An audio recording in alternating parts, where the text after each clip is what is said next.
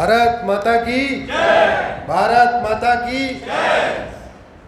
देखिए, आप लोगों को अगर वॉशरूम जाना हो एक बार हो आइए, और आप लोग ये भी बता दो मुझे कितनी देर सुनना चाहते हो। 1 घंटे सुन सकते हो आप? क्योंकि 1 घंटे मिनिमम है हमारा। डिमांड पे हम 1.5 घंटे बोलते हैं, नहीं तो 2 घंटे भी कर देते हैं, लेकिन मिनिमम 1 घंटे है। तो 1 घंटे तक अगर वॉशरूम जाना है तो हो आइए, मोबाइल को साइलेंट कर लीजिए। और मैं भारतीय जनता पार्टी के अपने इंटेलेक्चुअल सेल के हमारे यहाँ संयोजक अक्षय जी को धन्यवाद देता हूँ। उन्होंने मुझे आप लोगों से संवाद करने का मौका दिया है। मैं भाषण देता नहीं, मैं संवाद करता हूँ। तो बीच बीच में कुछ पूछूंगा, तो जब पूछूंगा आपको जो ठीक लगे उसका उत्तर दीजिएगा, केवल चुप नहीं रहना। एक तरफा ये नहीं है, संवाद का मतलब दोनों तरफ से। इसमें से मैं अपनी बात शुरू करूं उसके पहले थोड़ी सी, कितने लोग फेसबुक पे हैं? हाथ उठा लें। अरे वाह, बहुत लोग हैं, बहुत लोग। अच्छा, सुनते भी हैं। मैं मंच, सम्मानित मंच, हमारे बहुत परम मित्र धर्मवीर जी, हम लोग पिछली पार्टी में एक ही साथ में हुआ करते थे। इंटेलेक्चुअल सेल के हमारे अध्यक्ष अक्षय कपूर जी, हमारे जिलाध्यक्ष जी रोहतास जी, हमारी बहन अनुजा जी सुप्रीम कोर्ट में मिलती रहती हैं कभी कभी, और सम्मानित सारे साथी, बहन हमारी मुखर्जी जी, और आप सबको मैं अपना स्नेह भेंट करता हूँ। बड़ों को प्रणाम करता हूँ, छोटों को आशीर्वाद देता हूँ। पिता तुल्य जो लोग बैठे हैं उनका चरण छू के आशीर्वाद प्रणाम करता हूँ। आज का दिन बहुत ही महत्वपूर्ण दिन है। डॉक्टर श्यामा प्रसाद जी की आज जयंती है। उस पर जिलाध्यक्ष जी ने बहुत अच्छी चर्चा किया, उसको रिपीट नहीं करूँगा, टाइम बहुत कम है। उसके बाद जो कुछ मैं और बोलने वाला था वो अनुजा जी ने कह दिया। तो अब मेरे पास डॉक्टर श्यामा प्रसाद जी के बारे में बोलने के लिए बहुत कुछ है। उनके ऊपर 3-4 घंटे बोला जा सकता है, लेकिन इस समय मेरे पास ज़्यादा नहीं बचा हुआ है उनके ऊपर बोलने के लिए। तो इसलिए मैं कुछ और बात करता हूँ। मैं बात करता हूँ जो डॉक्टर श्यामा प्रसाद जी उस समय सोचा करते थे और जिन खतरों की चर्चा वो कर रहे थे, क्या वो खतरे खत्म हो गए या वो खतरे अभी बने हुए हैं, उतने ही हैं, या वो खतरे बढ़ रहे हैं? डॉक्टर श्यामा प्रसाद मुखर्जी एजुकेशनिस्ट के अलावा बहुत बड़े वकील थे, बहुत बड़े बैरिस्टर थे। एक्चुअली उस समय जो लॉ की डिग्री, उस समय बैरिस्टर की डिग्री होती थी, वो बैरिस्टर भी थे। तो वो कल्चरल राष्ट्रवाद की बात करते थे, कल्चरल नेशनलिज्म की बात करते थे। और उस ज़माने में जो खतरे हमें आज दिख रहे हैं, बहुत सारे लोगों को तो आज भी नहीं दिख रहे हैं, ये खतरे उस समय उनको दिखाई पड़ रहे थे। 1947 मतलब उनकी दृष्टि कितनी दूरदृष्टि थी कि 75 साल पहले उन्होंने उन खतरों को भांप लिया था जिन खतरों को हम आज देख पा रहे हैं, और उसमें भी 10% देख पा रहे हैं, 90% देख ही नहीं पा रहे।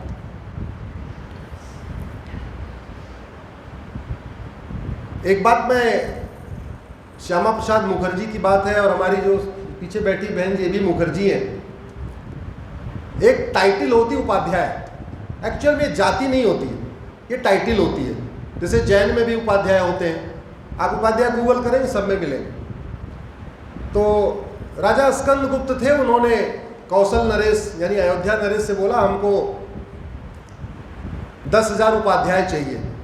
उपाध्याय का मतलब जो अस्त्र की शिक्षा दे और शस्त्र की भी शिक्षा दे। जो केवल शास्त्र की शिक्षा दे उसको आचार्य कहते थे उस जमाने में, लेकिन जो शास्त्र के साथ शस्त्र की भी शिक्षा दे उसको उपाध्याय कहते थे। तो उन्होंने उपाध्याय दिया 10,000, उसके बदले में उनको गाय दिया 10,000।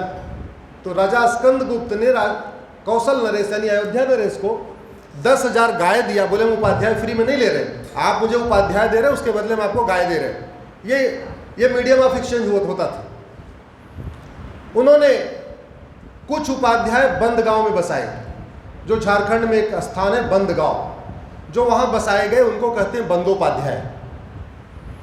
कुछ उपाध्याय उन्होंने गंगा सागर में बसाए, उनको कहते हैं गंगोपाध्याय। कुछ उपाध्याय उन्होंने चटगांव में बसाए, जो बांग्लादेश में है, उनको कहते हैं चट्टोपाध्याय। और कुछ उपाध्याय अपने स्थान पे मुख्य स्थान पे रखा, उसको कहते हैं मुखोपाध्याय। बाद में अंग्रेज़ों के टाइम में अंग्रेज़ बहुत लंबे को छोटे में बोलते थे, तो चट्टोपाध्याय जी को उन्होंने चटर्जी कर दिया, बंदोपाध्याय जी को बनर्जी कर दिया, मुखोपाध्याय जी को मुखर्जी कर दिया। तो बनर्जी, चटर्जी, मुखर्जी, ये बाद में इस तरीके से, थोड़ा समझने का यूथ बैठे हैं तो इनको थोड़ी बैकग्राउंड भी पता होनी चाहिए हमारे देश में कैसे टाइटल बढ़ते बढ़ते बढ़ते छोटे होते चली गई। एक जो श्यामा प्रसाद जी बात करते थे खतरे की, राजा भरत का ननिहाल था कैकेयी, राम के भाई भरत, उनका ननिहाल था कैकेयी, और माता का नाम था कैकेयी। हमारे देश में जरा सोचिए, जेंडर जस्टिस, जेंडर इक्वेलिटी का एग्जाम्पल सुनिए। उस जमाने में राजकुमार का नाम राज्य पे नहीं होता था, राजकुमार का नाम राज्य पे नहीं होता था, राजकुमारी का नाम राज्य पे होता था।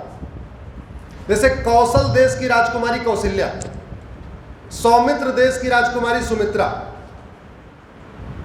कुंतल देश की राजकुमारी कुंती, गंधार देश की राजकुमारी गंधारी, वैसे कैकेयी देश की राजकुमारी कैकेयी।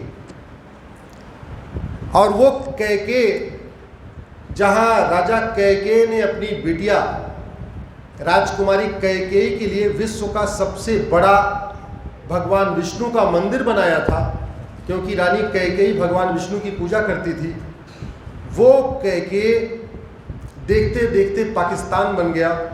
उसको पेशावर कहते हैं, एग्जैक्टली वो जो प्लेस है उसको पेशावर कहते हैं। और उस पेशावर में हिंदू तो छोड़िए, उस विष्णु मंदिर का एक ईंट भी नहीं बचा हुआ है। गंधार नरेश ने अपनी बेटी गांधारी के लिए एक बहुत भव्य शिव मंदिर बनाया था। जब वो कंधार बन गया, यानी अफगानिस्तान बना, तो उस कंधार में उस भव्य शिव मंदिर की एक ईंट भी नहीं बची, शिवलिंग छोड़िए उस ईंट भी नहीं बची। देखते देखते चाणक्य तक्षशिला रावलपिंडी हो गया, कुंभा काबुल हो गया, कैकेयी पेशावर हो गया, पर्शिया ईरान हो गया, खत्म होते चले गए, खत्म होते चले गए। और बाकी तो छोड़िए, एक मेरी PIL चल रही है सुप्रीम कोर्ट में, अगर आप लोगों ने फेसबुक या ट्विटर पे देखा होगा, भारत के 9 राज्यों में भी हिंदू खत्म हो गए। आप लोगों को कुछ आइडिया होगा, अगर आप लोग देख रहे होंगे, अखबारों में पढ़ रहे होंगे, वो मैंने PIL फाइल किया है कि भारत के 9 राज्यों में हिंदू खत्म हो चुके हैं। और कैसे, कितने बचे हैं उसको देखिए। लद्दाख में 1%, लक्षद्वीप में 2%, मिजोरम में 2%, नागालैंड में 8%, मेघालय में 11%, ऐसे 9 राज्यों में भी हिंदू खत्म हो गए। बाद में मैंने थोड़ा इसको और स्टडी किया तो पता चला 9 राज्यों में खत्म हुए थे, लेकिन अगर डिस्ट्रिक्ट वाइज इसको कैलकुलेट करें तो 200 जिलों में खत्म हो चुके हैं। भारत में टोटल 750 जिले हैं, 750 जिलों में से 200 जिलों में हिंदू खत्म हो गए। हिंदू खत्म होने का मतलब होली दिवाली बंद हो गई, खत्म होने का मतलब कि या तो पलायन कर गए या कन्वर्ट हो गए। भाई पाकिस्तान का जब बंटवारा हुआ था तो पाकिस्तान में जो टोटल गैर मुस्लिम थे वो 25% थे। अगर आप जैन, बौद्ध, हिंदू, सिख सबको मिलाइए तो 25% के आसपास थे। अब वहाँ कितने बचे हुए हैं? 1%। अफगानिस्तान में 1805 में जो वहाँ के प्रधानमंत्री थे उनका नाम था पंडित नंदराम टिक्कू। अफगानिस्तान के प्रधानमंत्री का क्या नाम था? जोर से बोलिए जरा, ये बच्चों को जरूर बोलना चाहिए। 1805 में अफगानिस्तान के प्राइम मिनिस्टर का नाम था पंडित नंदराम टिक्कू, जो एक कश्मीरी ब्राह्मण थे। और अभी आपने सुना होगा कि अफगानिस्तान से अंतिम सिखों का जत्था आया है, सुना होगा आपने, आया है। तो वहाँ भी खत्म हो गए। भारत के 9 राज्यों में खत्म हो गए, भारत के 200 जिलों में खत्म हो गए। तो अगर 9 राज्य निकाल दीजिए तो 22 राज्य बचे, 200 जिले निकाल दीजिए तो 500 जिले बचे। 750 जिलों में से 200 जिले निकालिए, 500 जिले बचे। और ये जो संघर्ष है, इसको अगर आप थोड़ा ज़्यादा लिबरल है तो इसको ऐसे समझिए ये संघर्ष दो सोच का है। एक सोच है सर्वधर्म संभाव, वसुधैव कुटुंबकम, नारी तू नारायणी, सबका साथ सबका विकास। दूसरी सोच है एको अहम द्वितीयो नास्ति, जो मैं हूं वही ठीक है, मेरे मार्ग पे चलो, मेरे मार्ग पे नहीं चलोगे हम तुम्हें मारेंगे, तुम्हारा गला काटेंगे, तुम्हें पीटेंगे, तुम्हें सब कुछ करेंगे। ये दूसरी सोच है। ये दो सोच का टकराव चल रहा है, और ये टकराव आज से नहीं चल रहा है, बहुत पहले से चल रहा है। अभी उसको हम धर्म के हिसाब से देखते हैं, पहले भी टकराव था। अगर विष्णु पुराण आप पढ़ें तो ये लड़ाई दो सोच में पहले से रही है। पहले राम रावण की थी, कौरव पांडव की थी, कृष्ण की और कंस की थी, ऐसे थी। अब उसको आते आते उसको मजहब के आधार पे हो चुकी है, और ये बहुत खतरनाक लड़ाई हो चुकी है। ये छोटी मोटी लड़ाई नहीं है, और सबसे ज्यादा इस लड़ाई में जो पिसने वाली है वो पुरुष नहीं है, महिलाएं हैं। जिस गंधार में कभी स्वयंवर होता था, गंधार में कहूं तो आप उसको अफगानिस्तान समझिए, जिस गंधार में स्वयंवर होता था उस गंधार में लड़कियां स्कूल नहीं जा सकती। हो रहा है कि नहीं हो रहा है? जिस गंधार में लड़कियां पढ़ती थी, 25 साल में उनका विवाह होता था और वो खुद तय करती थी वो किससे विवाह करेंगी, वहां पे बहन बेटियां बुर्के में कैद है और स्कूल भी जा नहीं सकती। जिस कैकेयी में सेनापति का काम रानी कैकेयी ने निभाया था, शास्त्रों में प्रमाण है, वाल्मीकि रामायण उठा के पढ़िए। जब रावण का और राजा कैकेयी का युद्ध हुआ और राजा कैकेयी का सेनापति मार दिया गया, तो 2-3 दिन तक सेनापति का काम कैकेयी ने उठाया था। तो कैकेयी ने सेनापति का काम किया, इसका मतलब उनको शस्त्र और शास्त्र की शिक्षा मिली थी। किसी अनाड़ी को तो आप सीधे सेनापति नहीं बना दोगे ना भाई। जिसने सीखा होगा तलवार चलाना, गदा चलाना, धनुष चलाना, बाण चलाना, उसी को तो आप बनाओगे सेनापति। तो ये हमारी परंपरा थी, ये हमारा कभी कल्चर होता था। लेकिन हुआ क्या, बाद में बाल विवाह आ गया, रात्रि विवाह आ गया, घूंघट प्रथा आ गई, और कितनी सारी कुप्रथा, सती प्रथा आ गई, जौहर प्रथा आ गई। कैसे आई? और आज की डेट में हम लोग संस्कृति के हिसाब से नॉर्थ बनाम साउथ हो गए। कैसे हो गए? जबकि हमारी संस्कृति तो एक थी। इस देश में बाल विवाह आया मुगलों के कारण। इस देश में बाल विवाह नहीं, स्वयंवर होता था, 4 वर्ण थे और शादियां 25 साल पे होती थी। बाल विवाह आया मुगलों के कारण, क्योंकि वो बड़ी बच्चियों को उठा लेते थे। उनसे बचने के लिए बचपन में शादियां शुरू की गई। हमारे शास्त्रों में सूर्यास्त के बाद कोई भी शुभ कार्य अशुभ माना जाता है, कोई भी। इवन सूर्यास्त के बाद तो अंतिम संस्कार भी नहीं किया जाता। लेकिन आज की डेट में विवाह रात्रि में हो रहा है। सबसे शुभ कार्य जो विवाह है वो रात में होता है। आपने सोचा कभी कैसे हो रहा है? कैसे हो रहा है ये रात्रि विवाह शुरू हुआ, मुगलों से अपनी बेटियों को बचाने के लिए चुपचाप रात में शादियां शुरू किया। हमारे यहाँ कोई भी विवाह घर में नहीं होता था, हमारे यहाँ विवाह केवल मंदिर में होता था। लेकिन मंदिर चूंकि पब्लिक प्लेस था, मंदिर सार्वजनिक स्थान था, मंदिर से लड़कियों को उठा लिया जाता था। तो फिर नई प्रथा आ गई, घर के अंदर विवाह करना है, और वो भी आंगन में करना है, दरवाजे के, घर के बाहर भी नहीं करना, आंगन में करना। और इसका जीता जागता उदाहरण मैं आपको बताता हूं। जहां जहां मुगलों का राज नहीं था वहां बाल विवाह नहीं है, रात्रि विवाह नहीं है, घूंघट प्रथा नहीं है, और घर में विवाह नहीं होता। केरल में, तमिलनाडु में, यहाँ अगर कोई साउथ का बैठा होगा उसको पता है, केरल, तमिलनाडु, कर्नाटक का एक बहुत बड़ा हिस्सा, आंध्रा, तेलंगाना में दिन में विवाह होता है, रात में विवाह नहीं होता, और विवाह मंदिर में होता है। तो चूंकि हमारे जब कल्चर चेंज हो गए तो धीरे धीरे ये लगा कि नॉर्थ अलग कल्चर है, साउथ अलग कल्चर नहीं, हमारा एक ही कल्चर है। ये तो मुगलों के कारण कुरीतियां आई, जहां जहां मुगलों का कब्जा था, बाल विवाह, रात्रि विवाह, घूंघट प्रथा, सब ये शुरू हो गया, उनके कल्चर अलग हो गए। साउथ वाले चूंकि मुगलों के गुलाम नहीं हुए तो वहां आज भी मंदिर में आप चले जाइए, मदुरई जाइए मीनाक्षी टेम्पल, आपको पर डे 15-20 जोड़े आपको मंदिर में नजर आएंगे। 11 बजे आते हैं, अपना लिखवाते हैं, 1-2 बजे तक वहीं शादी होती है, वहीं मदुरई मीनाक्षी टेम्पल के बगल में वो खाने के लिए भोजनालय बने हुए, लोग वहाँ जाके करते हैं। तो चूंकि हमें इतिहास का बोध कम है, और इतिहास का बोध कम इसलिए कि हमें इतिहास पढ़ाया नहीं गया। हमें बाबर, हुमायूं, अकबर, तुगलक, लोधी, पता नहीं क्या क्या बता दिया गया। दशरथ के पहले नहीं बताया, लौकुश के बाद नहीं बताया। अरे क्या लौकुश के बच्चे हुए नहीं थे क्या? लौकुश की पीढ़ियां चली ना आगे, और दशरथ क्या एकाएक आए थे? दशरथ के पहले भी पीढ़ियां थी। तो हमें ना वो बताया कि हरिश्चंद्र से लेकर दशरथ तक कैसे आए, ना हमें ये बताया कि लौकुश के बाद क्या हुआ। दूसरा, हमें जातियों में बांटने का काम कैसे किया। हमारे देश में जातियां तो थी नहीं, हमारे देश में तो वर्ण थे। जो जो कार्य करता था वो वही कहलाता था। असंख्य एग्जाम्पल है इसके, जिसने जो कार्य किया उसको वही मान लिया गया। वाल्मीकि जी किस परिवार से थे, लेकिन बाद में उनको ब्राह्मण, उनको अपना भगवान मान लिया। विश्वामित्र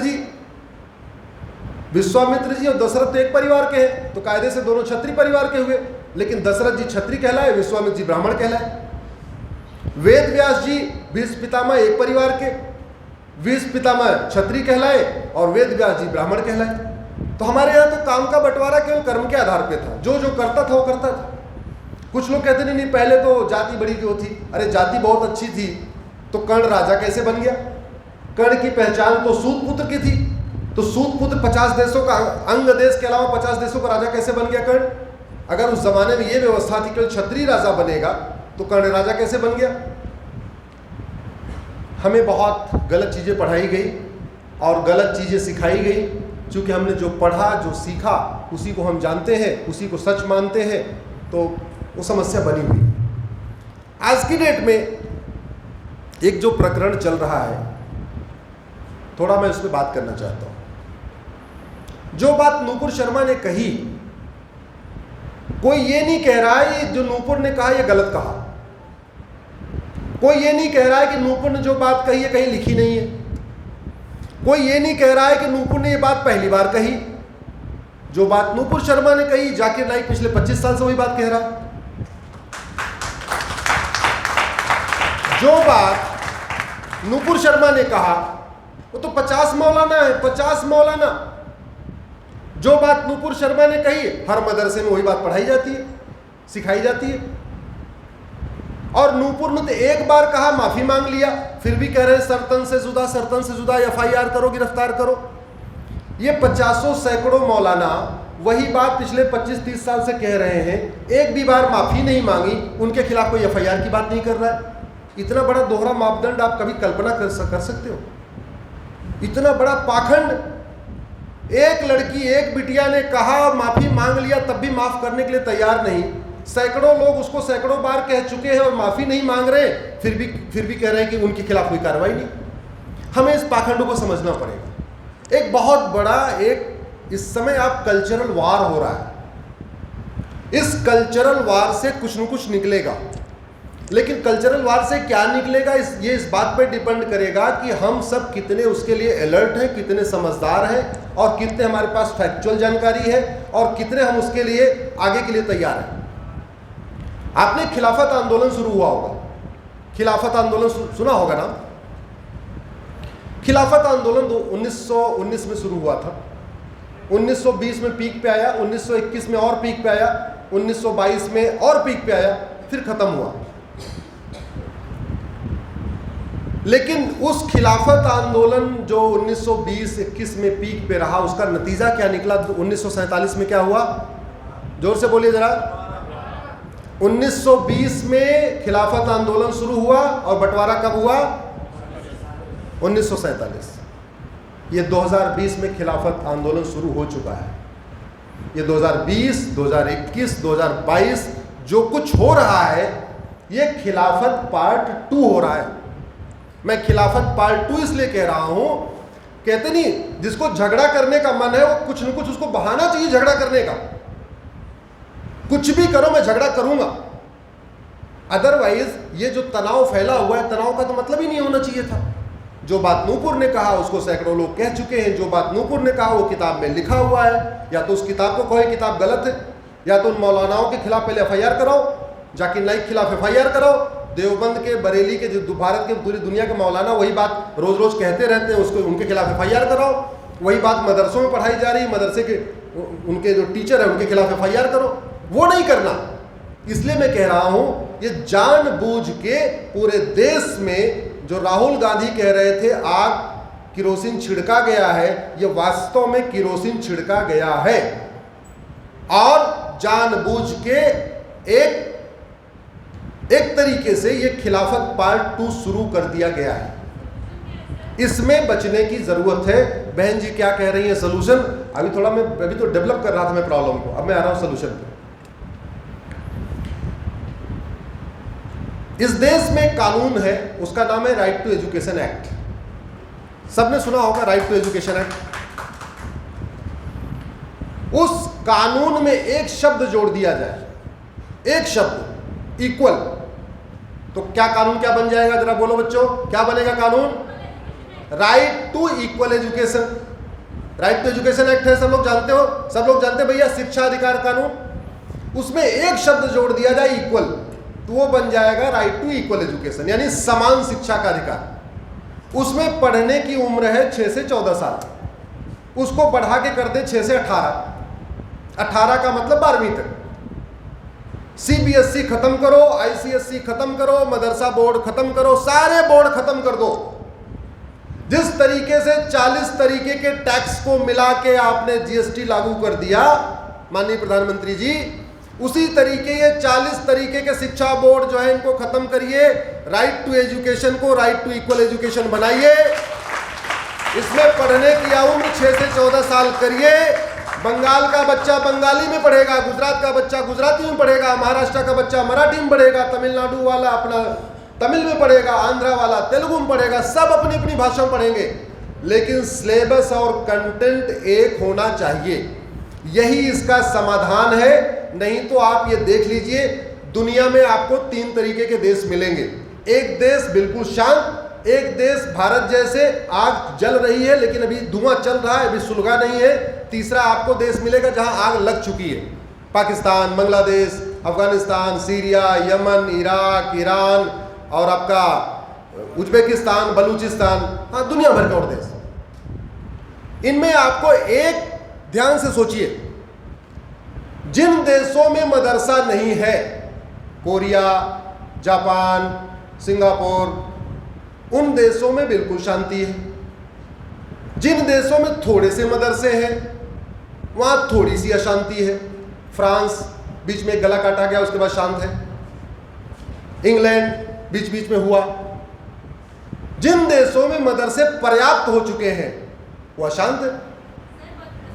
आप ये देखिए कि पाकिस्तान में जब हिंदू खत्म हो गए, कोई नहीं बचा, तब पता कहां बम फूट रहा है? सिया की मस्जिद में बम फूट रहा है, अहमदिया की मस्जिद में बम फूट रहा है। तो बम फोड़ना एक ट्रेनिंग है, एक साइकोलॉजी है, बम फोड़ना है। भाई जब आप बच्चे को ये सिखा दोगे कि जब तक एक भी काफिर है तब तक जन्नत, कयामत की रात नहीं आएगी। ध्यान से समझिए, जब तक एक भी काफिर है तब तक कयामत की रात नहीं आएगी। जब तक कयामत की रात नहीं आएगी तब तक जन्नत और जहन्नुम का फैसला नहीं होगा। तब तक आप कब्र में ऐसे ही पड़े रहोगे, ये डिसाइड नहीं होगा आपको जन्नत जाना कि जहन्नुम जाना। अब जब तक जन्नत नहीं जाओगे तब तक केसर की शराब नहीं मिलेगी, दूध की नदी नहीं मिलेगी, 72 हूर नहीं मिलेंगी, फूलों का गद्दा नहीं मिलेगा। ये फिलॉसफी अगर बचपन में बच्चे को डाल दिया गया तो वो तो पूरी पूरी जिंदगी का उसका टारगेट हो जाए, कैसे भी कयामत की रात आए, बस कयामत की रात आ जाए, कयामत की रात आ जाए, कयामत की रात आ जाए। और फिर उसको बता दिया कयामत की रात ऐसे नहीं आएगी, जब तक एक भी बचा है काफिर तब तक कयामत की रात नहीं आएगी। तो स्वाभाविक सी बात है, वो सोचे कि चलो यार 2-4 काफिर मैं भी खत्म कर लूं। और जब ये भी बता दिया कि आपने काफिरों को कन्वर्ट कराया तो जन्नत जाने के जितने पैरामीटर हैं उसमें 10 पॉइंट, 15 पॉइंट या 20 पॉइंट, मान लो 100 नंबर चाहिए जन्नत जाने के, तो 10 नंबर कन्वर्जन का भी है, तो यार चलो 10 लोग कन्वर्ट भी करा दूं। नहीं तो धोखा दे के कन्वर्ट करा दूं, नाम छिपा के कन्वर्ट करा दूं, अपना तिलक लगा के कन्वर्ट करा दूं, माला पहन के कन्वर्ट करा दूं। चल रहे हैं ना दुनिया भर के पहचान छिपा छिपा के। तो जब ऐसी ट्रेनिंग बचपन में दे दिया तो आपको लगता है कि बिना उन स्कूलों के बंद किए शांति आ सकती? जरा जोर से बताइए, शांति आ सकती है क्या? कुछ लोग कह रहे थे कि नहीं नहीं गुरुकुल खोल दीजिए, आप भी गुरुकुल खोलिए। मैं भी कलकत्ता में था, बड़े बुद्धिजीवी लोग थे, वो बोले कि भाई ठीक है, अगर वो नफरत सिखा रहे हैं आप भी गुरुकुल खोलो। हमने कहा भैया ये बताओ कौन सी किताब है तुम्हारी जिसमें नफरत सिखाई जाती है? अरे गुरुकुल में तुम वेद पढ़ाओगे, वाल्मीकि रामायण पढ़ाओगे, गीता पढ़ाओगे, रामचरितमानस पढ़ाओगे, नफरत कहां से सिखाओगे? चारों वेद क्या कहेंगे? वसुधैव कुटुंबकम। हमारे रामायण क्या कहेंगे? सर्वधर्म संभाव। हमारे वेद पुराण में कहीं हिंदू शब्द लिखा है क्या? वो तो कहता है इंसान बनो, इंसान बनो, अच्छे मनुष्य बनो, इंद्रियों पे कंट्रोल करो, सबको भगवान के तरीके मानो, सामने जितने मनुष्य हैं सब में आत्मा है, वो आत्मा भगवान स्वरूप है, सबको भगवान मानो। तो आप ये कैसे कह रहे हो कि नहीं नहीं मदरसे के आप काउंटर गुरुकुल? मदरसे का काउंटर गुरुकुल नहीं है, मदरसे का काउंटर मदरसा ही है, मदरसे का काउंटर मदरसे को बंद करना ही है। तो जब तक भारत में, चूंकि सारे बुद्धिजीवी बैठे हैं, सोशल मीडिया पे भी हैं, ये 3-4 जगह रिकॉर्डिंग चल भी रही है, हमारे मित्र लोग अभी रिकॉर्डिंग कर रहे हैं, ये कल तक सब यूट्यूब पे आ भी जाएगा। तो जब तक आप मदरसे को बंद नहीं करेंगे और भारत में समान शिक्षा लागू नहीं करेंगे, तब तक इस देश में शांति नहीं आ सकती, नहीं आ सकती, नहीं आ सकती। मैं आपको लिख के दे देता हूं। दूसरा, इस देश में एक जो सबसे बड़ी प्रॉब्लम है वो है जनसंख्या विस्फोट की। लेकिन जब भी जनसंख्या, मेरी पीआईएल चल रही है, जनसंख्या नियंत्रण कानून की सुप्रीम कोर्ट में चल रही है, समान शिक्षा की भी चल रही है, मैं उतनी बात करता हूं जितनी मेरी पीआईएल चल रही है, उसके ज्यादा मैं जाता नहीं, उतनी बात करता हूं। जनसंख्या नियंत्रण कानून की मेरी पीआईएल चल रही है, जिसमें मैंने ऑन रिकॉर्ड एफिडेविट पे सुप्रीम कोर्ट को बताया है कि हमारे पास जमीन दुनिया की 2% है, पानी हमारे पास दुनिया का केवल 4% है, और जनसंख्या दुनिया की 20% हो चुकी है। जनसंख्या कितनी हो गई दुनिया की? जोर से बोलिए, कितनी हो गई? अरे भैया 130 करोड़ आधार बन गए कि नहीं बन गए? बन गए ना। आधार जिंदा लोगों का बनता है, जरा बोलिए जोर से, आधार जिंदा लोगों का बनता है। इसका मतलब 130 करोड़ तो जिंदा लोग हैं।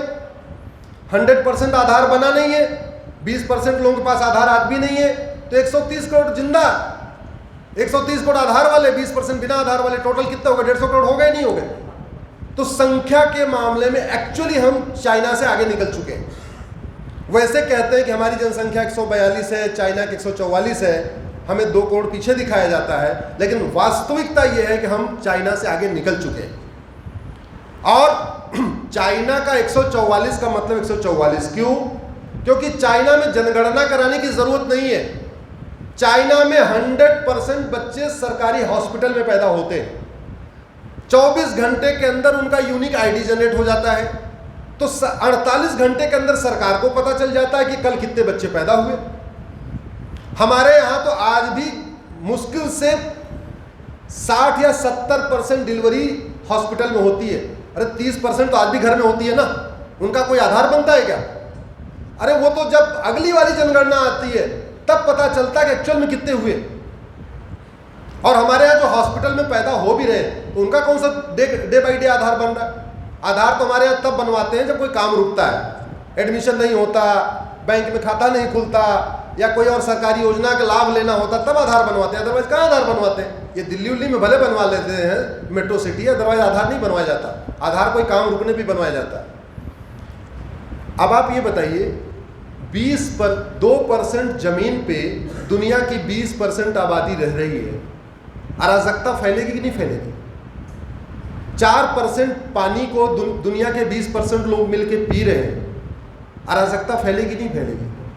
सरकार जब तक 2 करोड़ रोजगार देगी तब तक 10 करोड़ बेरोजगार पैदा हो जाएंगे। सरकार जब तक 2 लेन की सड़क बनाएगी, 4 लेन का ट्रैफिक सड़क पे आ जाएगा। सरकार जब तक 2 करोड़ घर बनाएगी तब तक 10 करोड़ बेघर पैदा हो जाएंगे। लेकिन हमारे कुछ बड़े ऐसे ऐसे अखबार हैं बड़े अच्छे अच्छे, बोले जी TFR 2.1 आ गया, TFR 2.1 आ गया, इसलिए इसकी जरूरत नहीं है, और इसलिए एजुकेशन दे दो, जनसंख्या नियंत्रण हो जाएगा। एक बहुत बड़ी पत्रकार है, 2G घोटाले में उनका नाम आया था, वो डीलिंग उलिंग कराती हैं, आप सबको पता होगा। एक बार मेरा इंटरव्यू कर रही थी, बोले जी एजुकेट कर दो तो जनसंख्या नियंत्रण हो जाएगी। हमने कहा ये बताओ, बचपन से बताया जाता है हेलमेट पहनना जरूरी, हेलमेट पहनना जरूरी, अगर पुलिस आप हटा लो और रेड लाइट से कैमरा हटा दो, आधे लोग बिना हेलमेट के घूमेंगे। आप पुलिस हटा दो, रेड लाइट से कैमरा हटा दो, आधे लोग बिना सीट बेल्ट के घूमेंगे। बिना पुलिस के, बिना रेड कैमरे के लोग, जहां अपनी खुद की सुरक्षा है, हेलमेट पहनने से खुद की सुरक्षा है, हेलमेट नहीं पहनते, सीट बेल्ट नहीं लगाते, और आपको लगा जनसंख्या नियंत्रण कर लेंगे समझाने से। जहां वेल प्लान्ड तरीके से एक एजेंडे के तहत जनसंख्या विस्फोट किया जा रहा है, अनजाने में नहीं जाने में, जानबूझ के काउंसलिंग हो रही है, जनसंख्या बढ़ाओ, जनसंख्या बढ़ाओ। सरकार बनाने के लिए 30% जनसंख्या चाहिए, अभी 15% हुए हैं, जल्दी 30% करो, जल्दी 30% करो। भाई गवर्नमेंट बनाने के लिए 30% चाहिए होता है ना। तो जहां हर हफ्ते में एक दिन ये समझाया जा रहा हो जल्दी से जनसंख्या बढ़ाओ, हमें सरकार बनाना है, सरकार बनाना है, फिर हमें अपने अपने नियम कानून लागू करना है, वहां कोई बिना कानून के जनसंख्या नियंत्रण करेगा क्या? जरा हाथ उठा के बोलिए, जनसंख्या नियंत्रण कानून जरूरी है कि नहीं? जोर से बोलिए, जनसंख्या नियंत्रण कानून जरूरी है। अब मान लो जनसंख्या लोग नियंत्रण कर रहे हैं तो कर रहे हैं, उनके ऊपर कानून लागू नहीं होगा। भाई जो रेड लाइट तोड़ता है उसी के ऊपर तो ट्रैफिक का चालान होता है। मर्डर वाला कानून है तो सबके ऊपर तो लागू नहीं होता, जो मर्डर करेगा उसके ऊपर लागू होगा। रेप का कानून है, सब पे तो नहीं लागू होता, जो करेगा उसके ऊपर लागू होगा। ट्रैफिक का कानून, जो ट्रैफिक तोड़ेगा उसके ऊपर लागू होगा। तो जो जनसंख्या विस्फोट करेगा उसको लागू होगा। फिर जनसंख्या विस्फोट का विरोध करना क्यों? लेकिन जब जनसंख्या विस्फोट की बात आएगी, नहीं नहीं नहीं जी, ये तो हमारा राइट टू, अरे राइट टू चॉइस का है, यहां रह रहे हो, सरकार को संभालना भी है। मतलब बेरोजगारी बढ़ रही है उसके लिए मोदी जिम्मेदार, गरीबी बढ़ रही है उसके लिए मोदी जिम्मेदार, कुपोषण बढ़े तो मोदी जिम्मेदार, प्रदूषण बढ़े तो मोदी जिम्मेदार, एयर पोल्यूशन के लिए मोदी जिम्मेदार, वाटर पोल्यूशन के लिए मोदी जिम्मेदार, और जनसंख्या विस्फोट नहीं नहीं नहीं नहीं, ये तो हमारा अधिकार है। ऐसे नहीं चलेगा, ऐसे नहीं चलेगा भाई, ये दोहरा मापदंड नहीं चलेगा। मुझे लगता है इस देश में जनसंख्या नियंत्रण कानून की जरूरत है, और वो हमारे संविधान में भी है, हमारे संविधान में भी है। बिना उसके कुछ नहीं हो सकता। जनसंख्या नियंत्रण हो जाएगा तो बहुत सारी समस्याओं का अपने आप समाधान हो जाएगा। तीसरी एक बड़ी समस्या है,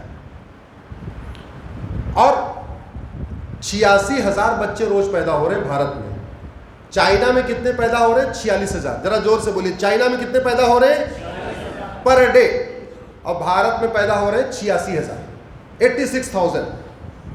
अमेरिका का क्षेत्रफल हमसे 3 गुना ज्यादा है, जरा ध्यान से समझिए। अमेरिका का क्षेत्रफल हमसे 3 गुना ज्यादा है, उसकी जनसंख्या 33 करोड़ है, और पर डे 11,000 बच्चे पैदा होते हैं। अमेरिका में पर डे कितने पैदा होते हैं? 11,000। और भारत में कितने पैदा होते हैं? 86,000। जबकि अमेरिका का क्षेत्रफल हमसे 3 गुना ज्यादा है। चाइना का क्षेत्रफल हमसे 3 गुना ज्यादा है। चाइना में पैदा होते हैं 46,000, हमारे यहां पैदा होते हैं 86,000। ब्राजील का क्षेत्रफल हमसे 2.5 गुना ज्यादा, वहां पैदा होते हैं 8,000, हमारे यहां 86,000। ऑस्ट्रेलिया का क्षेत्रफल हमसे 2.5 गुना ज्यादा, वहां पैदा होते हैं 1,000, हमारे यहां पैदा होते हैं 86,000। कनाडा का क्षेत्रफल हमसे 2.5 गुना ज्यादा, वहां पैदा होते हैं करीब 3,000 के आसपास, हमारे यहां पैदा होते हैं 86,000। मतलब जिन देशों का क्षेत्रफल हमसे 2 गुना, 2.5 गुना, 3 गुना हो रहा है, वहां मैक्सिमम चाइना है जहां 46,000 पैदा हो रहे हैं, और हमारा क्षेत्रफल जो 1/3 है, अमेरिका का 1/3, चाइना का 1/3, ब्राजील का 1/3, कनाडा का भी लगभग 1/3, ऑस्ट्रेलिया का 1/3 से थोड़ा 1/3 से मतलब 2.5 लेस है, वहां इस तरीके की हो रही है। तीसरी, भारत की एक बहुत बड़ी समस्या बन चुकी है घुसपैठ। भारत में पर डे 4 से 5 हज़ार घुसपैठिए रोज आ रहे हैं। मेरी PIL चल रही है, अगर आप गूगल करेंगे आपको डिटेल मिल जाएगा। सुप्रीम कोर्ट में PIL चल रही है। दिल्ली की सरकार जवाब नहीं दे रही है, इतनी सेकुलर हो गई, जवाब नहीं दे रही। 2017 से PIL चल रही है। बंगाल नहीं जवाब दे रहा है। ऐसे कई सारे सेकुलर स्टेट्स हैं जहाँ से जवाब नहीं आ रहा कि उनको निकालना है कि नहीं निकालना। अब 86,000 बच्चे रोज पैदा हो रहे हैं और 4 से 5 हज़ार रोज आ भी रहे हैं, तो हो गए कितने? 90,000। 90,000 हो गए ना भाई। 86,000 यहाँ वाले, 4,000 उधर वाले भी आ रहे हैं। और जो आ रहे हैं, अगर उनकी आपको जनसंख्या विस्फोट की स्पीड देखनी है तो एक बार रंगपुरी पहाड़ी जाओ, या आप जमुना जी का खादर में जाओ, आप एक बार बवाना जाके देखो, एक बार आप नरेला का जो झुग्गी वाला एरिया वहां जाके देखो। उम्र 30 साल बच्चे 10, उम्र 35 साल बच्चे 12। और देखना है सीलमपुर जाके देख लो, सीमापुरी जाके देख लो, गाजियाबाद आके देख लो, मेरठ के आके देख लो, मुजफ्फरनगर आके देख लो। 10 बच्चे, 12 बच्चे, 14 बच्चे, 18 बच्चे, 20 बच्चे तक तो मैं जानता हूं। यहाँ एक माता पिता को 20 बच्चे। ये सिचुएशन है। कहां से मोदी जी लाएंगे भैया इतना रोजगार? मोदी जी अपनी जान निकाल के दे देंगे तब भी बेरोजगारी खत्म नहीं कर पाएंगे। ये सिचुएशन है। तुम 20-20 बच्चे पैदा करोगे, चाहोगे मोदी तुम्हें मुफ्त का? अरे सिलेंडर भी बनाने की एक लिमिट है ना। मुफ्त में सिलेंडर दे रहे हैं, लेकिन गैस सिलेंडर तो मोदी जी दे देंगे, गैस कहां से आएगी? गैस महंगी होगी कि नहीं होगी जब इतना खर्चा, इतना परिवार बढ़ता चला जाएगा।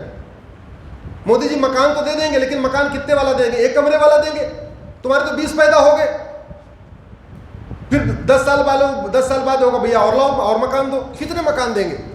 और मकान जब देंगे तो एयर पोल्यूशन बढ़ेगा, वाटर पोल्यूशन बढ़ेगा, नॉइज पोल्यूशन बढ़ेगा। बढ़ेगा नहीं बढ़ेगा? जमीन तो हमारे पास उतनी है, मिट्टी कहां से इतनी आएगी? घुसपैठ बहुत ही खतरनाक समस्या हो चुकी है। लगभग जब मैंने 2017 में PIL फाइल किया था, उसमें 5 करोड़ घुसपैठी आ चुके थे।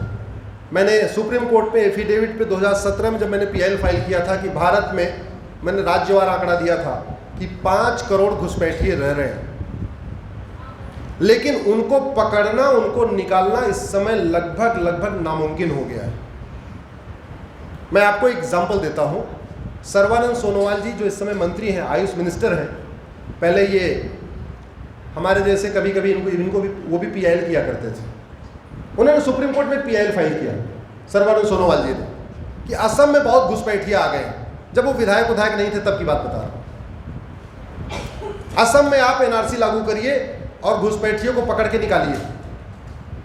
सुप्रीम कोर्ट का जजमेंट आ गया, ठीक है भाई, असम में NRC लागू करो और यहां घुसपैठियों को आइडेंटिफाई करो। जैसे उन्होंने किया,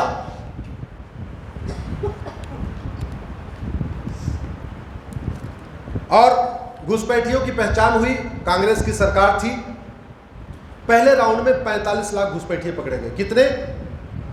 जोर से बोलिए, कितने? असम में, एक राज्य में।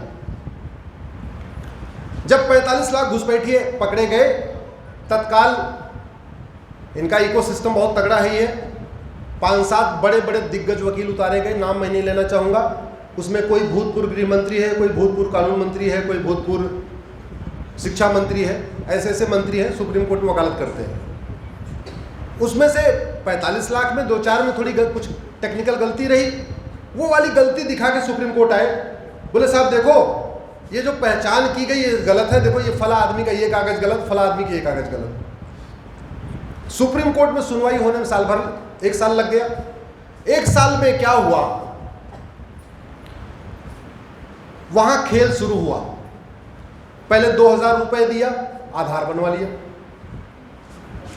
एक डॉक्यूमेंट बन गया। कितने में? जोर से बोलिए, 2,000। फिर 2,000 रुपए दिया, आधार दिखाया, राशन कार्ड बन गया। 4,000 में 2 डॉक्यूमेंट, आधार बन गया, राशन कार्ड बन गया। फिर 2,000 पकड़ाया, बर्थ सर्टिफिकेट, 3 डॉक्यूमेंट हो गया।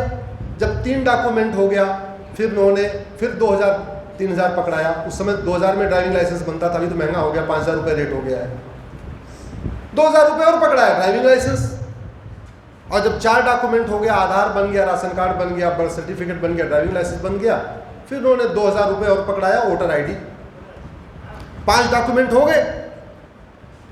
जब तक ये सुप्रीम कोर्ट में दोबारा केस चल ही रहा था, इसी बीच घुसपैठियों ने 7-8 हज़ार रुपये खर्च करके 4-5 डॉक्यूमेंट बनवा लिए। एनआरसी क्या होता है? रजिस्टर आते हैं घर घर लेके, उस रजिस्टर में नाम लिखा जाता है।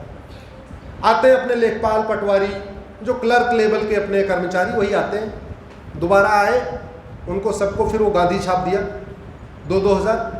भाई लोगों ने रजिस्टर में नाम भी जोड़ दिया। लेकिन वो इतने चालाक, इतने अलर्ट, वो लेखपाल पटवारी, उनको लगा कि ये 45 लाख घुसपैठिए हैं, इनका नाम जोड़ूंगा तो संख्या तो बढ़ जाएगी, हमको तो मेंटेन करना है पूरा बैलेंस। उन्होंने क्या किया, दिन भर में जितने घुसपैठियों का नाम जोड़ते थे उतने भारतीयों का नाम निकाल देते थे। भारतीयों ने तो पैसा दिया नहीं। आप अगर आपके घर पे कोई आए एनआरसी करने, आप पैसा दोगे क्या? जरा जोर से बोलो। नहीं। आप क्यों दोगे? आप कागज दिखा दोगे। घुसपैठियों ने क्या किया, दिन भर में मान लो एक लेखपाल या एक पटवारी ने 50 नाम जोड़ा तो 50 नाम निकाल दिया। वो घुसपैठियों का नाम रजिस्टर में जोड़ते गए, असम के लोगों का नाम निकालते गए। ये खेल हो गया और इसका नतीजा क्या हुआ, वो एनआरसी फेल हो गई। दोबारा फिर एनआरसी हुई। तब तक सर्बानंद सोनोवाल जी मुख्यमंत्री हो चुके थे। अब जिसकी पीआईएल पे ऑर्डर हुआ एनआरसी का, वो खुद ही मुख्यमंत्री हो गया। अब आप सोचो, क्या उन्होंने कोई कोर कसर छोड़ी होगी एनआरसी करने में? एनआरसी लागू करने में कोई गुंजाइश छोड़ी होगी क्या? अरे उनका दिल का मैटर था ना, उनके जज्बातों का मैटर था। फिर वही हुआ, फिर सुप्रीम कोर्ट भागे, फिर उसको 1 साल लिंगरान किया। तब तक कुछ लोगों ने पासपोर्ट भी बनवा लिया, कुछ लोगों ने खतौनी भी बनवा लिया, कुछ लोगों ने इसमें भी कर लिया, कुछ लोगों ने उसमें भी कर दिया, कुछ लोगों ने बैंक में खाता भी खुलवा लिया। स्थिति ये हो गई, जब दोबारा एनआरसी हुई तो जो 45 लाख थे वो आ गए 12 लाख, और 12 लाख में फिर डिस्प्यूट हो गया, क्योंकि 12 लाख में भी आधे भारतीयों का नाम आ गया। फिर वही खेल हो गया। हमारे लिए सबसे बड़ा खतरा जनसंख्या विस्फोट के बाद करप्शन है। ये दिल्ली में ये जो कोरोना का टाइम आया है, ये कोरोना का टाइम हम सब के लिए तो मुसीबत वाला टाइम था, लेकिन घुसपैठियों के लिए गोल्डन अपॉर्चुनिटी थी। दिल्ली सरकार ने क्या किया, बोला जिसके पास कोई राशन कार्ड नहीं है हम उसको भी राशन देंगे, और राशन नहीं देंगे बल्कि राशन कार्ड भी देंगे। इस कोरोना के टाइम में दिल्ली के जितने भी करीब मेरे रिकॉर्ड के हिसाब से 8 लाख घुसपैठिए भारत दिल्ली में रहते हैं, उन सभी घुसपैठियों को राशन कार्ड उपलब्ध करा दिया गया। अब उनके पास राशन कार्ड भी है, उनके पास आधार भी है, उनके पास ड्राइविंग लाइसेंस भी है। आप कहाँ से एनआरसी लागू कर लोगे? आप सफल नहीं हो सकते। और जब सफल भी जैसे आप लागू भी कर लोगे तब तक लोग सुप्रीम कोर्ट पहुंच जाएंगे। इस देश में भारत और भारत की संस्कृति को बर्बाद करने के लिए लगभग 50,000 करोड़ हर साल खाड़ी देशों से हवाला के जरिए आ रहा है। कितना आ रहा है? जोर से बोलिए जरा। 50,000 करोड़ रुपए हवाला के जरिए आ रहा है खाड़ी देशों से। अभी एक नया मॉडल भी आ गया। एक नया मॉडल ये आया है कि जो लोग वहाँ पे नौकरी करते हैं, धोबी का, नाई का, इसका उसका जो काम करते हैं, उनको डबल सैलरी दी जा रही है। जैसे 1,000 उनको रियाल मिलना था, उनको 2,000 रियाल दिया जाता है। क्यों? बोले भैया देखो, तुम्हें साल में 12,000 रियाल तुम्हारी तनख्वाह हो गई, ये जो एक्स्ट्रा तुम्हें 12,000 दिया है ये तुम्हें फला जगह जाके देना है, फला मदरसे में देना है, फला मस्जिद में देना है, फला मौलवी में देना है। एक नया और भी फंडिंग का चैनल आ चुका है। अब उसको सरकार कैसे पकड़ेगी? वो कह रहा है हमारी जो धोबी काम कर रहा, बोली हमारी 1,000 नहीं, हमारी तो तनख्वाह 2,000 रियाल है। तो एक भारत में ये जो बड़ी बड़ी गगनचुंबी इमारतें बन रही हैं, जो मज़ार बन कर रही है, बड़ी बड़ी दरगाहें बन रही हैं, बड़ी बड़ी मस्जिदें बन रही हैं, उसका भारत में से फंडिंग तो निकल ही रही है, लेकिन खाड़ी देशों से बहुत बड़ी फंडिंग आ रही है। दूसरा, कांग्रेस बड़ी होशियार है। मुगलों ने जो काम तलवार के दम पे किया था, अंग्रेजों ने वही काम कानून बना के किया, और कांग्रेस ने भी वही काम कानून बना के किया।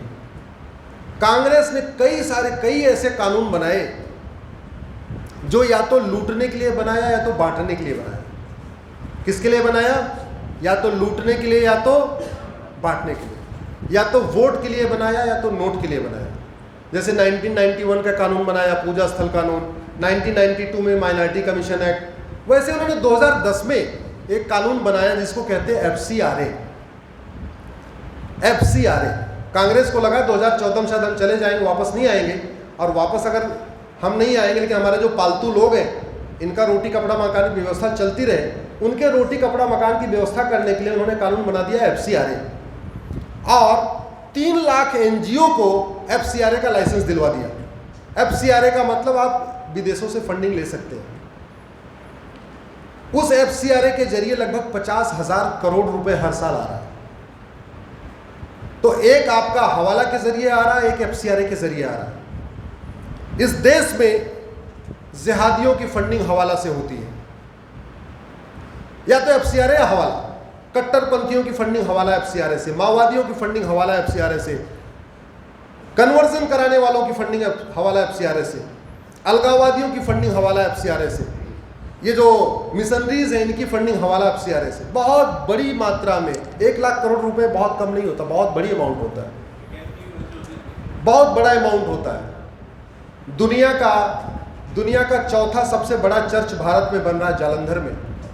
सिखों की धरती, जहां सिख पंथ शुरू हुआ सनातन धर्म को बचाने के लिए, आज वही राज्य सबसे बड़ा कन्वर्जन का सेंटर बन चुका है। जहां हमारे गुरुओं ने इतना बड़ा बलिदान किया सनातन धर्म की रक्षा के लिए, आज वही उन्हीं के नेक्स्ट जनरेशन कन्वर्ट होती चली जा रही है। क्यों? पैसा, इतना पैसा आ रहा है, इतना पैसा आ रहा है। तो ये एक बहुत बड़ा खतरा है। मुझे लगता है कि आप सब लोग बुद्धिजीवी हैं, आप सब लोग हमसे ट्विटर या फेसबुक पे जुड़े भी होंगे, शायद यूट्यूब से जुड़े होंगे, कहीं न कहीं जुड़े होंगे। ऐसी बातें तो मैं कहता रहता था, लेकिन मुझे लगा आज एक मौका मिला है। हालांकि टाइम काफ़ी हो गया, अब तो 7:40 हो गए हैं, बात को मैं अपनी कंप्लीट करने वाला हूँ, तो ये लगा आपसे चर्चा कर लूँ। और एक जो सबसे बड़ी बात जो हमारे परिचय में बताया गया कानून, इस देश को बर्बाद करने के लिए अंग्रेजों ने बहुत कानून बनाए, बहुत क्या बल्कि सारे कानून बनाए। उनको जब भी लगता था ये काम करना, कानून बना दो। और वो कानून क्यों बनाते थे? क्योंकि भारत के लोग गाय के तरीके होते हैं, बड़े डिसिप्लिन लोग होते हैं। इनको आप कानून बना दो और ये बता दो भाई देखो कानून ये कहता है कि ऐसे ही खड़े रहना है, तो खड़े हो जाएंगे, कभी कानून पे सवाल नहीं करेंगे। बस ये कह दो कानून में लिखा है टोपी पहनना है और ऐसे टोपी पहनना है, कभी सवाल नहीं करेंगे कानून बनाया क्यों। इस देश में जब 1857 की मंगल पांडे जी की क्रांति आई, मंगल पांडे जी की 1857 क्रांति सबको पता होगा, उस क्रांति को दबाने के लिए मैकाले ने सबसे पहला कानून बनाया 1860 में, उसको कहते हैं इंडियन पिनल कोड। और वो कानून आज भी भारत में चल रहा है। वो कानून इंग्लैंड में भी नहीं चलता, लेकिन भारत में चल रहा है। उनको लगा कानून बन गया, इनको लाठियों से पीटेगा कौन, अगला कानून बनाया 1861 में, जिसको पुलिस एक्ट कहते हैं, वो आज भी चल रहा है। उनको लगा कानून भी बन गया, लाठी से इनको लठैत भी मिल गए पीटने वाले, अब इनको सजा कैसे देंगे।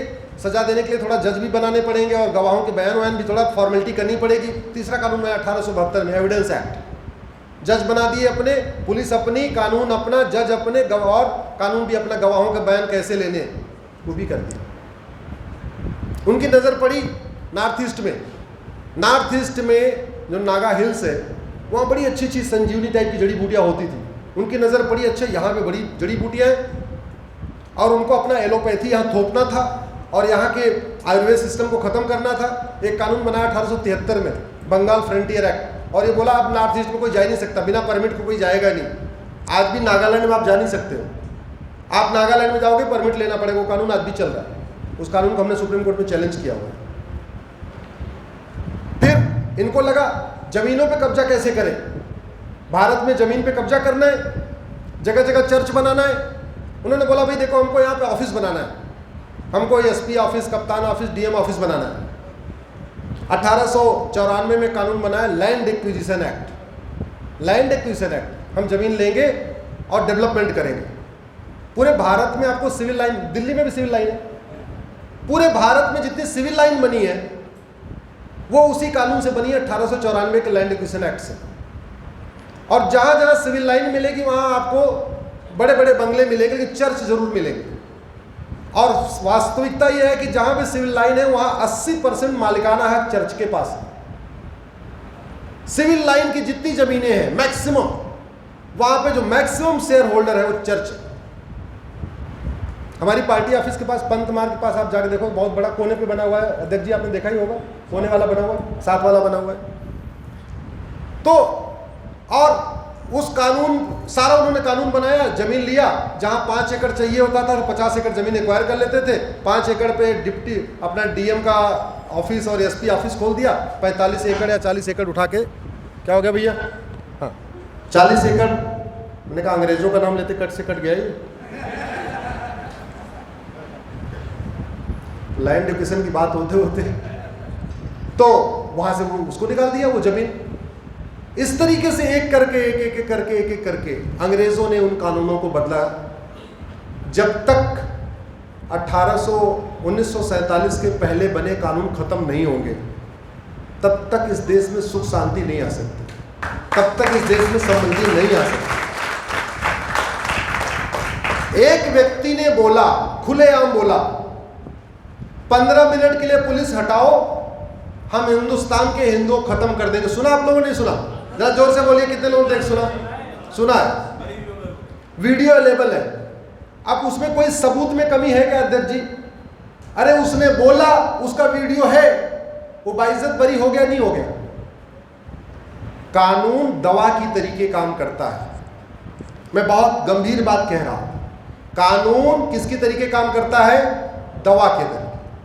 जैसे आप दवा खाओगे तो या तो बीमारी घटेगी या बीमारी बढ़ेगी, एज इट इज आपकी शरीर नहीं रहेगी। वैसे ही कानून या तो अराजकता को खत्म करता है या तो बढ़ाता है, या तो जिहाद को खत्म करेगा या बढ़ाएगा, या मजहबी उन्माद को खत्म करेगा या बढ़ाएगा, या तो भ्रष्टाचार खत्म करेगा या बढ़ाएगा, अलगाववाद खत्म करेगा या बढ़ाएगा, कट्टरवाद खत्म करेगा या बढ़ाएगा। यथास्थिति नहीं रहती। ये मेरे हाथ में। भाई क्या बात है, अंग्रेजी कानून की बात बार बार कट रही है। आप वहीं रहो जरा, ये इसको दिक्कत है। हाँ आ गया।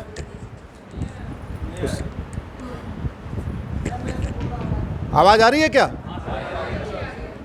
मेरे हाथ में अमेरिका का फेडरल पीनल कोड है, देख रहे हैं आप लोग? हाँ, ये अमेरिका का फेडरल पीनल कोड है। आवाज आ रही है? आवाज नहीं अभी नहीं आ रही। तो हाँ, इसमें अपहरण करने पे मिनिमम 50 इयर्स की सजा है। अपहरण करने पे कितना है? 50 साल। भारत में इंडियन पिनल कोड जो चल रहा है उसमें अपहरण की मिनिमम 7 साल, मैक्सिमम 7 साल है। इंडिया में किडनैपिंग की मैक्सिमम कितना? 7 साल। अमेरिका में किडनैपिंग का मिनिमम कितना? आप बताओ, अमेरिका में अपहरण हो सकता है क्या? हो सकता है क्या? अमेरिका में जो बात ओवैसी ने यहां बोला, ये बात अगर वो अमेरिका में जाके बोलता, 15 मिनट के लिए पुलिस हटा दो, सारे अमेरिका वालों को खत्म कर दूंगा, उसको कम से कम 100 साल की सजा होती। तो दोबारा कोई कहने की हिम्मत करता क्या? हमारे देश में इतनी हत्याएं हो गई, मैं 2-4 नाम आपको पढ़ के बताता हूं। अगर आप ये बताओ किसी हत्यारे को फांसी हुई क्या? मैं आपको एक बार जरा, चूंकि इतने लोग बलिदान दिए हैं, राजू की हत्या हुई, कृष्णा की हत्या हुई, जिहादियों ने मारा, मैं वो उन हत्याओं की बात कर रहा हूँ। शिवम की हत्या हुई, बादल की हत्या हुई, नीलेश की हत्या हुई, कमलेश की हत्या हुई, गंगाराम की हत्या हुई, डॉक्टर नारायण की तो दिल्ली में ही हुई हत्या हुई थी, रतन लाल की भी दिल्ली में हत्या हुई, अभिजीत की बंगाल में हुई, रामलिंगम की हत्या हुई, रिंकू शर्मा की भी दिल्ली में हत्या हुई थी, ध्रुव त्यागी की भी दिल्ली में हत्या हुई थी, चंदन गुप्ता की उत्तर प्रदेश में हुई थी, बंधु प्रकाश की हुई थी, रचित जाट की भी दिल्ली में हत्या हुई, अंकित शर्मा की भी दिल्ली में हत्या हुई थी, अंकित सक्सेना की भी दिल्ली में हत्या हुई थी, दिलवर नेगी की हत्या भी दिल्ली में हुई थी, हिना तलरेजा की हुई थी, ट्विंकल शर्मा की हुई थी, किशन भरवाड़ का हुआ, कमलेश तिवारी का हुआ, निकिता राजपूत हुआ, किसी को फांसी हुई क्या? हुई किसी को? नहीं। अमेरिका में आप अगर मेरे ट्विटर हैंडल पे जाके देखेंगे तो मैं ट्वीट करता रहता हूं, अमेरिका में 1-1 लाख साल की सजा होती है। आदमी जिंदा नहीं रहेगा लेकिन दिमाग में टेरर रहे। उदाहरण के लिए किडनैपिंग की मिनिमम 50 साल है, मैक्सिमम आजीवन कारावास। वहां आजीवन कारावास को 100 कहते हैं। आपने एक आदमी को किडनैप किया तो 100 साल, 2 को किडनैप किया तो 200 साल, 3 को किडनैप किया तो 300 साल, 4 को किडनैप किया तो 4 साल, 5 को किडनैप किया तो 5 साल। तो अमेरिका में आपने 5 आदमी को किडनैप कर लिया घंटे 2 घंटे के लिए तो 500 साल की सजा हो गई। भारत में 5 को किडनैप कर लीजिए, 5 महीने रखिए तो भी मैक्सिमम कितना होगी? 7 साल। इसलिए अमेरिका में अभी 3 साल पहले एक व्यक्ति छूटा है, 20 साल बाद छूटा है, उसने 2 शर्ट चुराया था। क्या चुराया था? हाँ, लेकिन पहली बार उसको 5 साल की हुई, लेकिन चूंकि उसने रिपीट कर दिया तो उसकी सजा बढ़ गई, उसको 20 साल सजा हुई। 2 शर्ट चुराने पे 20 साल की सजा।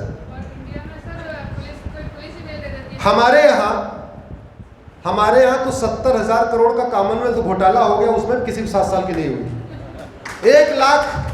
1,76,000 करोड़ के 2G घोटाले में किसी को आजीवन कारावास नहीं हुआ। 1,86,000 करोड़ के कोयला घोटाले में किसी को आजीवन कारावास नहीं हुआ। तो जैसे मैंने कहा ना, जितना कठोर दंड होता है, आप घर में भी देख लीजिए, जिस घर में जितना स्ट्रिक्ट आपका नियम कानून रहेगा वहां पे लोग ठीक ठाक से रहेंगे। अगर आप उनको छोड़ दोगे, कोई 5 बजे सो उठेगा, कोई 8 बजे सो उठेगा, कोई 10 बजे सो उठेगा, कोई 8 बजे ब्रेकफास्ट करेगा, कोई 12 बजे ब्रेकफास्ट करेगा, कोई ब्रेकफास्ट करेगा ही नहीं, कोई कुछ भी करेगा। एक डिसिप्लिन होनी चाहिए। जिस तरीके से सुरक्षित यात्रा के लिए जितना जरूरी है ड्राइवर, उतना ही जरूरी है गाड़ी। यात्रा सुरक्षित होने के लिए जितना जरूरी है ड्राइवर, उतनी जरूरी है बीमारी का इलाज करने के लिए जितना जरूरी है अच्छा डॉक्टर, उतनी जरूरी है अच्छी दवाई। वैसे ही सुरक्षित देश के लिए जितना अच्छा शासक होना चाहिए, उतना ही अच्छा कानून होना चाहिए। अमेरिका में शांति बनी हुई है। क्या अमेरिका के राष्ट्रपति हमारे प्रधानमंत्री से ज्यादा ईमानदार है? बताइए जरा। ज्यादा मेहनती है, ज्यादा देशभक्त है, तो वहां शांति क्यों है? हमारे यहां शांति क्यों है? अमेरिका में कोई किसी का गला नहीं काट रहा है, हमारे यहाँ क्यों गला काटा जा रहा है?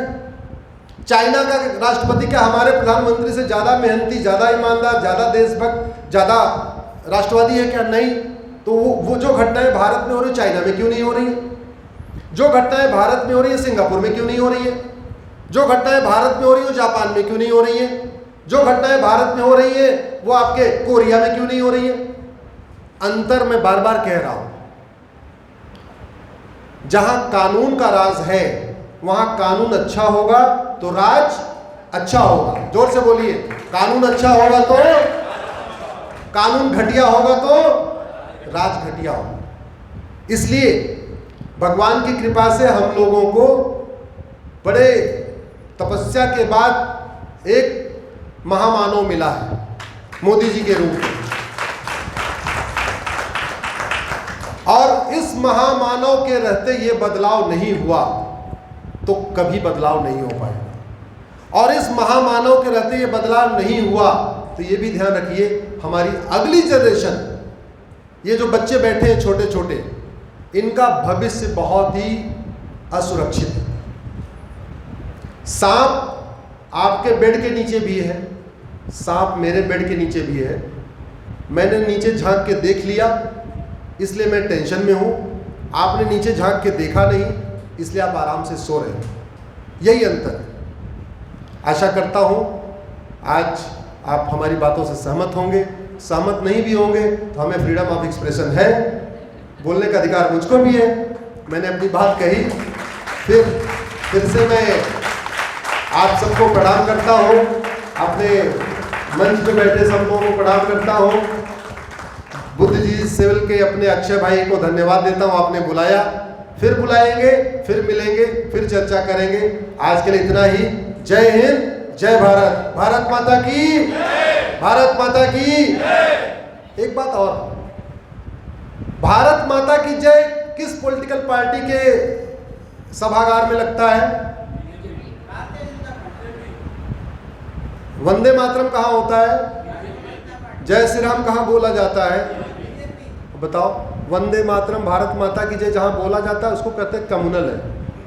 मतलब पाखंड भी आप देखो, जहाँ वंदे मातरम बोला जाता है, जहाँ भारत माता की जय बोला जाता है, कहते तो कम्युनल है, और जहाँ नहीं बोलते कहते मैं सेकुलर हूँ। ये स्थिति आ चुकी है। शेष आप लोग सद्बुद्धिमान हैं। एक सलाह है, जो लोग फेसबुक पे हैं, अगर आप लोग थोड़े अपने फेसबुक की मित्रों की संख्या बढ़ा ले तो अच्छा रहेगा।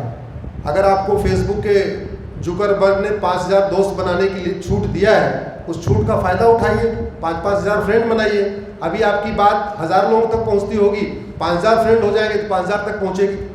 अगर मेरी ये सलाह ठीक लगे, सोचिएगा।